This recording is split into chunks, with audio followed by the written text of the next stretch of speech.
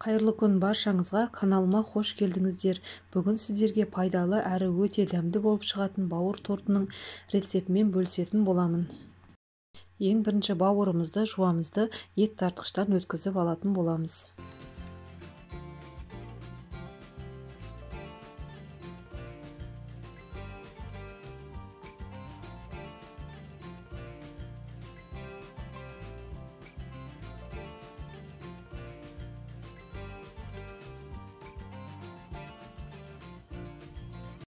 Дайын болған массамыздың үстіне тұзымызды салып, 300 грамм сүтімізді құйып, араластырып алатын боламыз.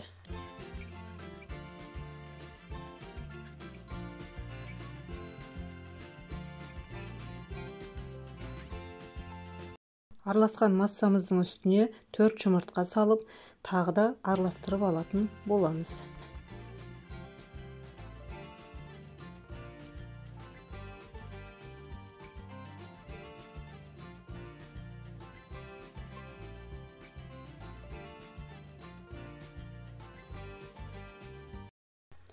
Араласқан массамыздың үстіне 300 грамм сұйық майымызды құйып, толық араластырып алатын боламыз.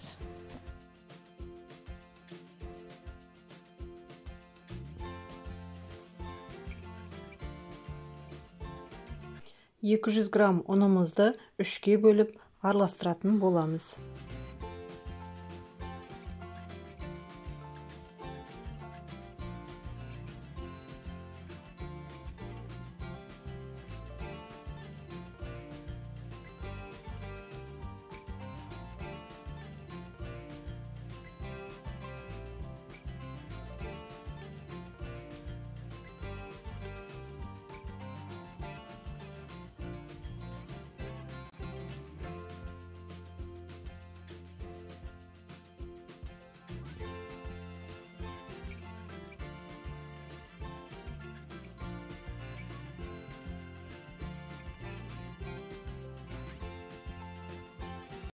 Массамыз өте сұйық та болмау керек, өте қою да болмау керек. Егер табаға салған кезде жабысып жатса, сұйық май құйып, толық араластырып барып, табаны майлап, екі жағы қызарғанша пісіріп алыңыздар.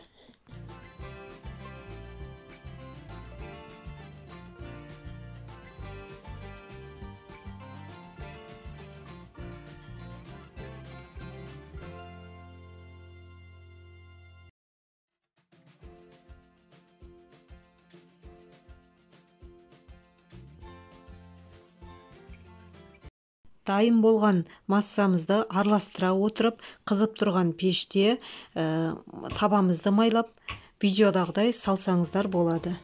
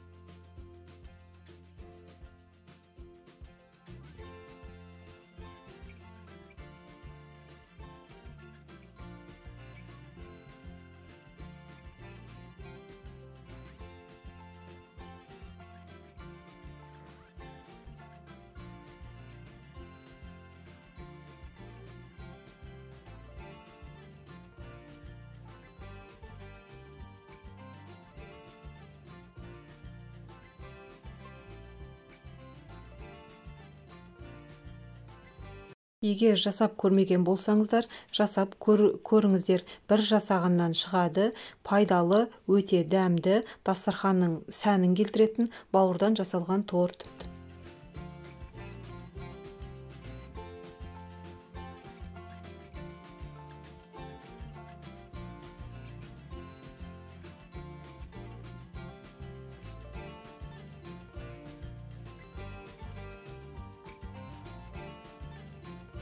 Бауырдан жасалған тортымыз дайын болды. Толық рецепті описание бөліміне жазып кетемін. Видеоны соңына дейін қарағандарыңызға рахмет. Каналға тіркелуді ұмытпаңыздар.